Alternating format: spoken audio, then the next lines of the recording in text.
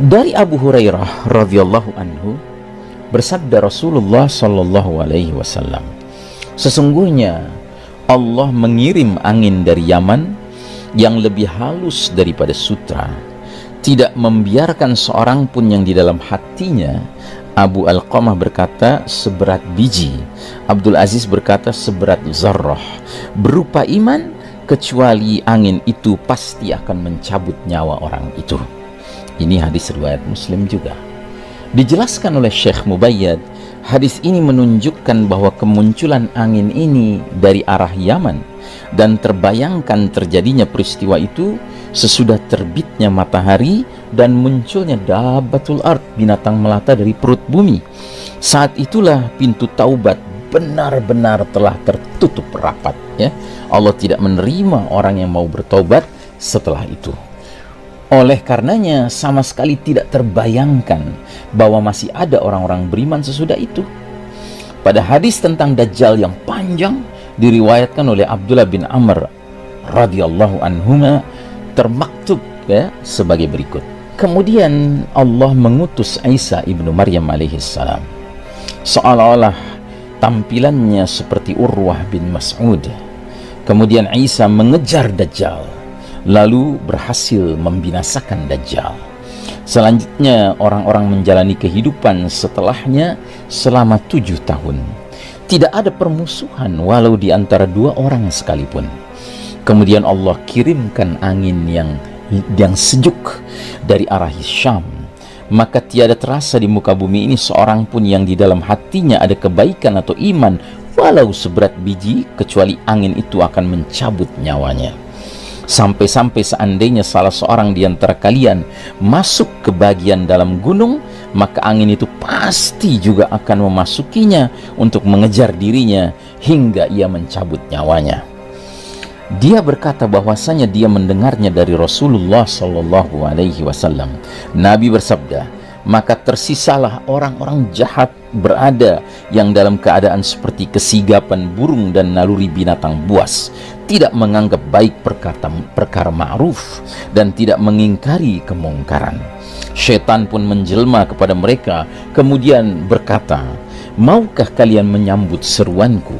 Mereka bertanya-tanya, apa yang kamu perintahkan? Maka syaitan menyuruh mereka menyembah berhala, dan dengan penyembahan berhala itu mereka akan memperoleh limpahan rezeki dan bagusnya penghidupan. Lalu ditiup sangkakala, tiada seorang pun yang mendengarnya kecuali memiringkan dan mengangkat lehernya.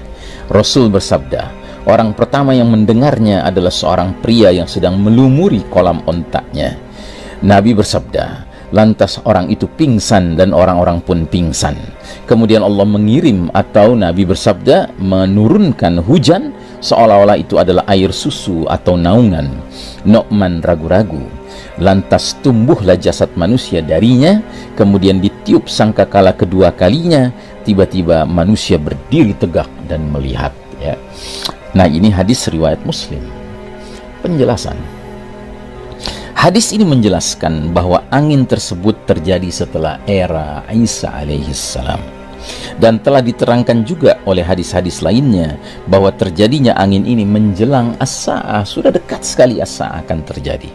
Akan tetapi di sini hadis di atas menjelaskan bahwa angin tersebut berhembus dari arah Syam, berbeda dengan hadis yang sebelumnya dari arah Yaman, sehingga mengandung kemungkinan ada 2 angin. Mungkin saja angin tersebut berhembus dalam waktu yang sama tetapi muncul dari 2 arah, ya. Atau permulaannya terjadi dari salah satu di antara keduanya, ya, iklim kemudian sampailah ia pada arah yang lain dan menyebar darinya. Allah yang lebih mengetahui, wallahu a'lam bishawab. Nah, jadi saudaraku rahimakumullah, ini adalah peristiwa yang menandakan benar-benar dunia akan berakhir.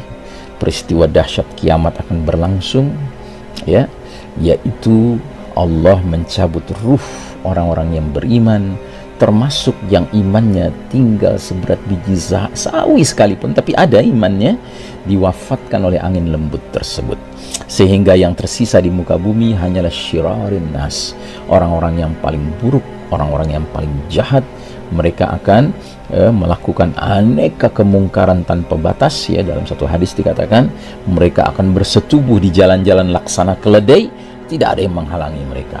Nah, atas mereka inilah peristiwa dahsyat kiamat terjadi. Namun saudaraku rahimakumullah, ada satu tanda besar alamatul kubra yang harus kita bicarakan terlebih dahulu, karena masih tersisa satu. Apa itu? Yakni adanya api dari Yaman menggiring manusia ke tempat mereka berkumpul. Ya, kita akan lanjutkan insyaallah taala. Wassallallahu ala nabiyyina Muhammadin wa ala alihi wa sahbihi sallam tasliman. Walhamdulillahirabbil alamin. Wassalamualaikum warahmatullahi wabarakatuh.